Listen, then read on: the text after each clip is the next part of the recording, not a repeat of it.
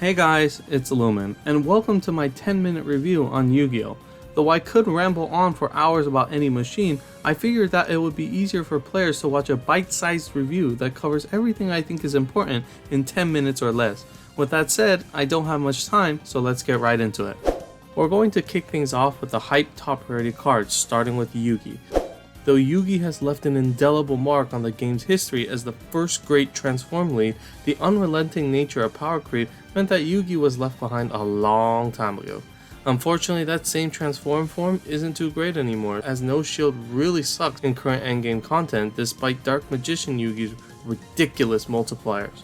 Now, his previously unheralded Ultimate Evolution form may be his best form as a strong sub for Pegasus, since he brings the perfect typing to fully utilize Pegasus's typing reliant multiplier. Unfortunately, Super Reincarnated Anubis can reasonably replace Slifer Yugi when considering the drastic cost difference. I do want to point out that Slifer Yugi also carries one of only 2 Awoken Bind Clear and double row generation actives, with 1 row being Dark Orbs. Though the other option, Zoken Mato, is cheaper and faster, Yugi's equip provides a ridiculous 4 rows. I wouldn't chase Yugi for farming by any means, but the equip is nice to have. Next, we have my favorite card in the entire collab, Kaiba. He has tons of forms and provides great value in almost all of them, so let's briefly dig into each. The buffs to the base form fix his health conditional shield by simply removing the health condition.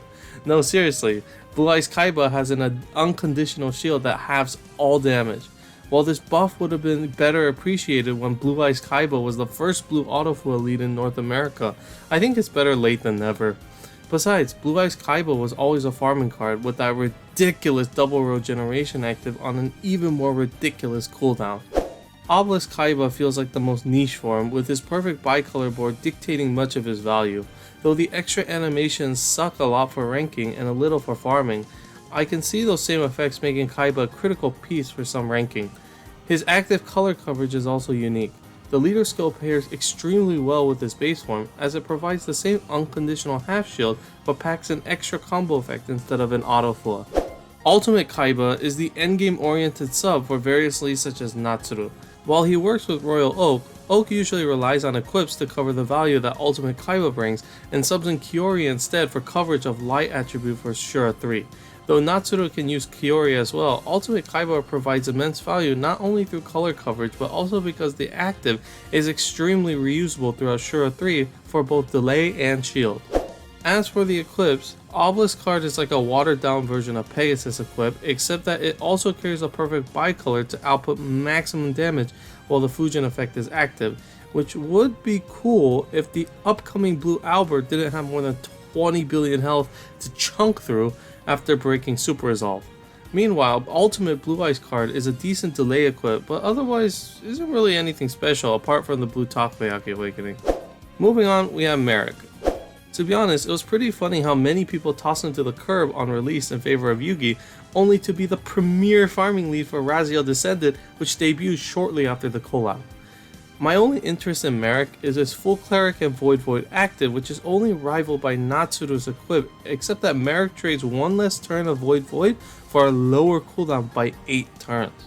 Either way, the active is pretty ridiculous and may hold exceptional value for farming and possibly ranking. Last but not least of the top priority cards, we have Pegasus, the second Orb skin.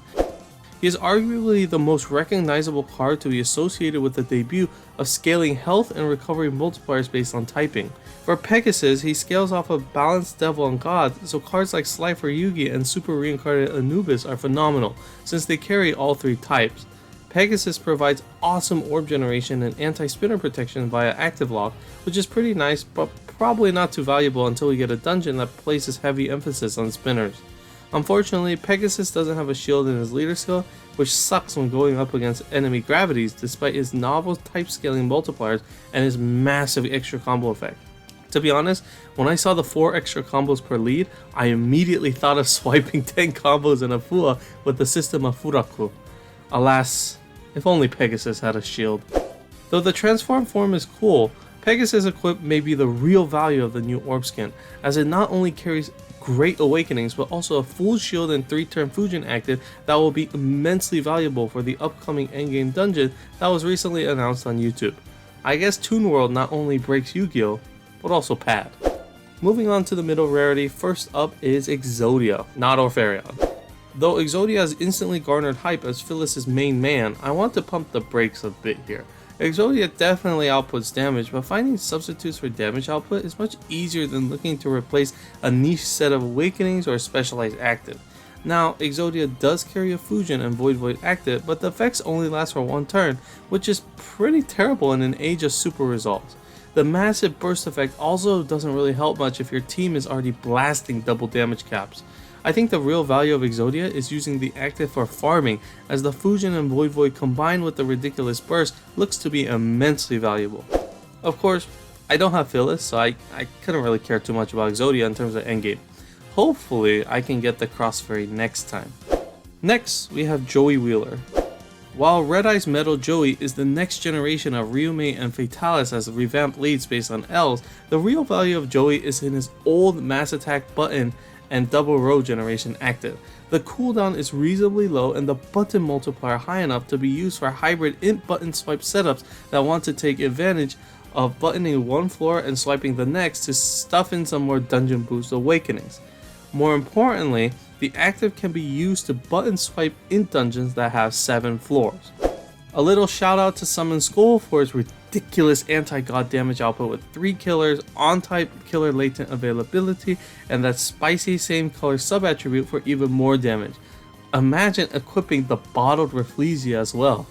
Skull's equip is also great for stacking team-wide damage. On a similar note, Mai Valentine also blasts ridiculous anti-physical damage with 3 killers and on-type killer latent availability. Not as optimized as Summon Skull is, but definitely deals damage.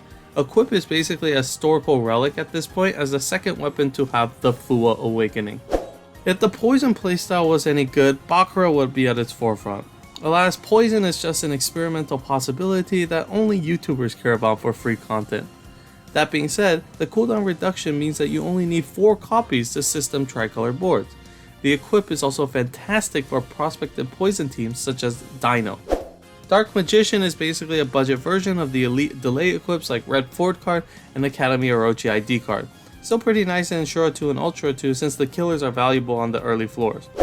And to cap off the middle rarity, we have the Orb Skin Blue Eyes White Dragon, whose active generates 2 sets of double columns for combo orb swiping, along with a Fusion and some extra combos. Though the Fusion may seem redundant when Fusion Latent could be used, ping management can get awkward sometimes, so the Fusion effect is a nice touch. Lastly, the only bottom rarity card I care about is Gaia. Not only does he absolutely destroy the living daylights out of devils, but Gaia's active carries a large mass attack laser and generates the same 2 sets of double columns for combo orb swiping like Blue Eyes White Dragon. The equip is also ridiculous for multiplayer farming.